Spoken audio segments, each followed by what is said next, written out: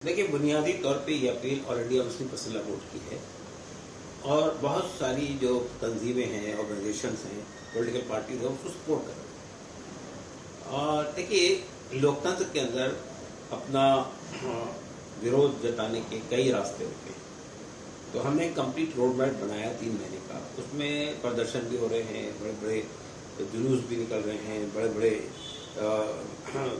Public meeting भी हो रही है, मेमोरेंडम भी सबमिट किए जा रहे हैं, ह्यूमन चेंज भी बन रही है, राउंड टेबल मीटिंग भी हो रही है, विज्ञापन भी दिए जा रहे हैं। तो कई तरीक़ों में से एक तरीक़ा ये भी अपनाया गया है कि हमने ये कहा है कि वही आज के दिन रात के 9 बजे से 15 मिनट के लिए 9:15 बजे तक के आप अपने घर की, कारखाने की, ऑफिस की, कारोबार की लाइट बंद कर दें। लाइट बंद करके हम एक मैसेज देना चाहते हैं कि पूरी community, not only community, civil society, community, दूसरी तबकात के लोग वो ये वक्फ में जो अमेंडमेंट किए गए हैं उसके खिलाफ है। और जब तक कि अमेंडमेंट वापस नहीं होता है उस तक कि हम तरह तरह के तरीके लोकतंत्र के अंदर जितने रास्ते अवेलेबल हैं सब का इस्तेमाल करें। तो आज हमने पूरे देश के लोगों से, सब लोगों से ये रिक्वेस्ट की है कि वो 15 मिनट के लिए अपनी लाइट बंद करके हमारे साथ सॉलिडारिटी का मुजाहरा करें। नहीं, देखिए, सरकार को तो वक्फ बिल वापस लेना चाहिए। इसकी वजह यह है कि ये वक्फ बिल डिस्क्रिमिनेटरी है, ये वक्फ बिल एंटी कॉन्स्टिट्यूशनल है, ये वक्फ बिल मुसलमानों के जो अधिकार हैं कॉन्स्टिट्यूशन में उसको छीनता है। और ये वक्फ बिल एक ऐसा यानी आइडिया ऑफ इंडिया का जो कंसेप्ट दिया गया है हमारे कॉन्स्टिट्यूशन में उसके खिलाफ है। तो सरकार मुसलमानों को बढ़ता जीतना चाहती है या नहीं चाहती है तो वो खुद तय करेगी। लेकिन हम भी समझते हैं कि संविधान के खिलाफ काम हुआ है, लोकतंत्र के अंदर जो तरीके होते हैं किसी भी चीज को लाने के उसके खिलाफ काम हुआ है, तो सरकार को इस बिल को या इस संशोधन को जो किए गए वापस लेना ही पड़ेगा। और जब तक वापस नहीं लेंगे तब तक हमारी तहरीक जारी रहेगी। हमने सुप्रीम कोर्ट में भी चैलेंज किया है और हमने एक देशव्यापी अभियान भी छेड़ा। हम एक पूरी देश के अंदर एक पब्लिक ओपिनियन क्रिएट कर रहे हैं और हम बता रहे हैं पब्लिक को जाके ये जितना गुमराह करने की कोशिश की गई है कि ये ट्रांसपेरेंसी लाने के लिए लाया गया है, गरीबों को फायदा पहुंचाने के लिए लाया गया है, पहली बार सरकार ने जो है विमेंस के लिए उसमें स्पेस बनाया है, ये सब झूठी बात है। हम लोगों को बता रहे हैं कि क्या खराबी की है। यानी अगर आप वक्फ की प्रॉपर्टी को हड़प कर लेंगे पूरी तरह से तो गरीबों को कहां से फायदा पहुंचेगा।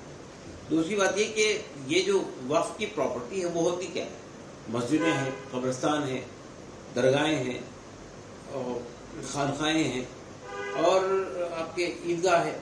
तो इसमें तो गरीब अमीर सब जाते हैं, सबको फायदा होता है। और तब कुछ चैरिटेबल इंस्टीट्यूशन हैं, चैरिटेबल इंस्टीट्यूशन मतलब यतीम खाने में भी गरीब अमीर सब जाते हैं। तो ये अच्छा, दूसरी बात है कि पूरे आप 48 अमेंडमेंट पढ़ जाइए, गरीबों को कहाँ फायदा पहुंचा हमें पता नहीं। और इससे पहले जो 2013 में संशोधन आए थे तो उसमें तो बहुत ही क्लियर कट सर्चर कमेटी के रिकमेंडेशन को सामने रखकर चीजें लाई गई थी। और उसके अंदर ये भी किया गया था कि एक कंसेप्ट दिया गया था कि एक वक्फ डेवलपमेंटल कॉर्पोरेशन बनाई जाएगी ताकि ऐसी जमीनें जो कि बैरन पड़ी हुई है, खाली पड़ी हुई है, प्राइम लोकेशंस पर हैं, तो उनको डेवलप करके कमर्शियल वो बनाए जाएंगे, यानी शॉपिंग मॉल है या कमर्शियल कॉम्प्लेक्सेस बनाए जाएंगे और उसको किराए पर उठाया जाएगा और उससे जो आमदनी होगी उसके जरिए से वक्फ बोर्ड के रास्ते से गरीबों को फायदा पहुंचाएगा। सरकार ने आने के बाद 2014 में सबसे पहला काम ये किया कि उसको खत्म कर दिया। और दूसरी बात ये की कि जो 2013 के जो अमेंडमेंट्स थे उनको इम्प्लीमेंट नहीं किया और अब 2024 में वो पूरे इसको खत्म कर दिया। तो ये सरकार का ये दावा कि हम गरीबों को फायदा पहुंचाना चाहते हैं तो वो सब रास्ते बंद कर दिए उन्होंने गरीबों को फायदा पहुंचाने वाले। स्कॉलरशिप बंद कर दी, मौलाना की स्कॉलरशिप बंद कर दी और जितने और तरीकों से फायदा पहुंचता था वायरिटीज को सब छीन लिया।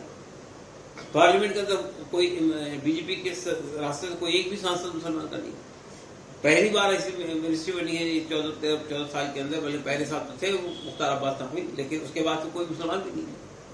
तो ये सरकार जब ये कहती है कि हम मुसलमानों के फायदे के लिए लाए हैं, गरीबों के लिए फायदे के लिए लाए हैं, तो उसको बताना चाहिए ना क्या फायदा होता है।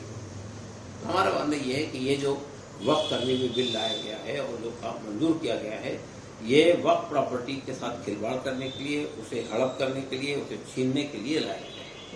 सरकार के जो कब्जे हैं उनको जस्टिफाई करने के लिए लाया गया है। जो और लोगों ने इंक्रोचमेंट कर रखा है उनके रास्ता हमवार करने के लिए लाया गया है।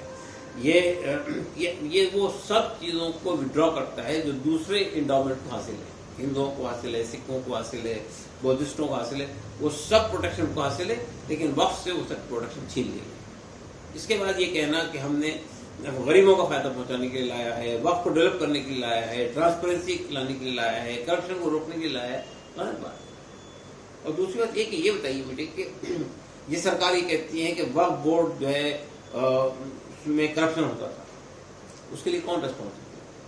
वक्फ बोर्ड स्टेट गवर्नमेंट बनाती है, सेंट्रल वक्फ काउंसिल गवर्नमेंट सेंट्रल गवर्नमेंट बनाती है। सेंट्रल काउंसिल का काम ये वक्फ काउंसिल का कि वो मॉनिटर करे चीज़ों को, वक्फ बोर्ड का काम ये कि मॉनिटर करे चीज़ों को।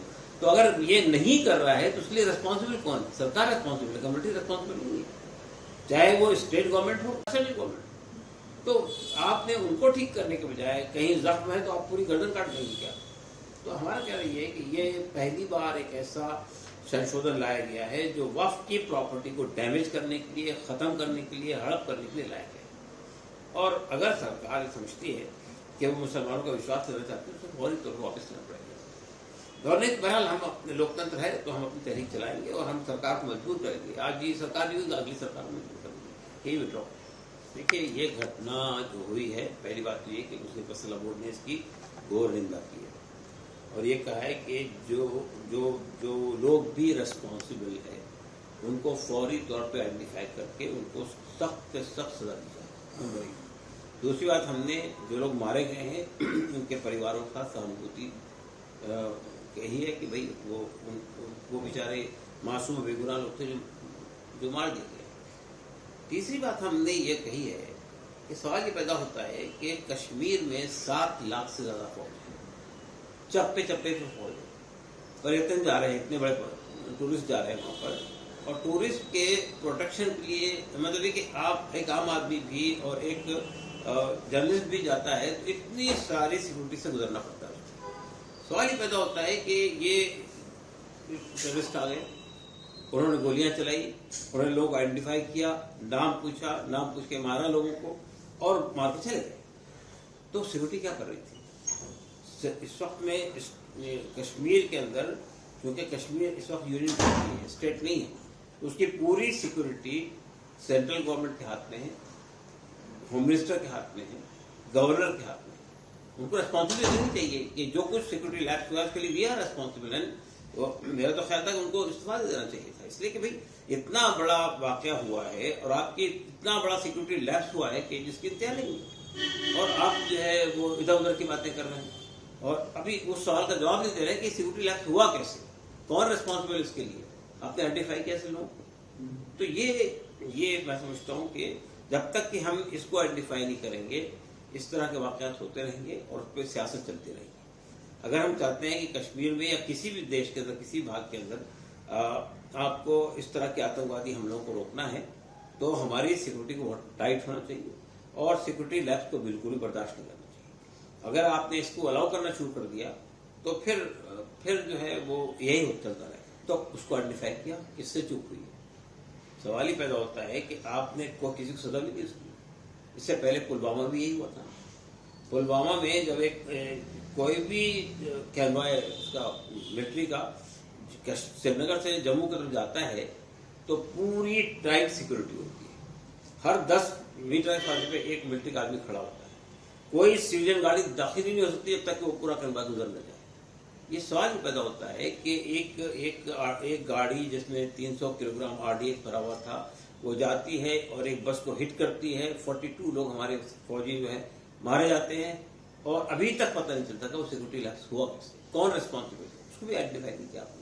तो हमारा कहना यह है कि भाई ये इससे बहुत सारे सवाल खड़े होते हैं, सरकार को जवाब देना चाहिए इसका। सरकार 2019 में भी सरकार थी, हमारी सरकार थी, मोदी सरकार, तो अभी भी मोदी सरकार थी। तो ये जो बड़े बड़े सिक्योरिटी लैप्स हो रहे हैं उसके लिए कौन रेस्पॉन्सिबल है सामने तो आना चाहिए। आपका सिर्फ ये कह देना कहाँ सिक्योरिटी लैप्स हुआ, वो तो दिख ही रहा है सिक्योरिटी लैप्स हुआ है, ये काफी नहीं है। आइडेंटिफाई होना चाहिए, आपको रेस्पॉन्सिबिलिटी लेना चाहिए, आपको त्याग पत्र देना चाहिए अपनी जिम्मेदारी से, गवर्नर को त्याग पत्र देना चाहिए। इसलिए कि जब तक ये नहीं होगा اس وقت تک کہ ہم اس طرح کے واقعات کو روک نہیں سکیں گے.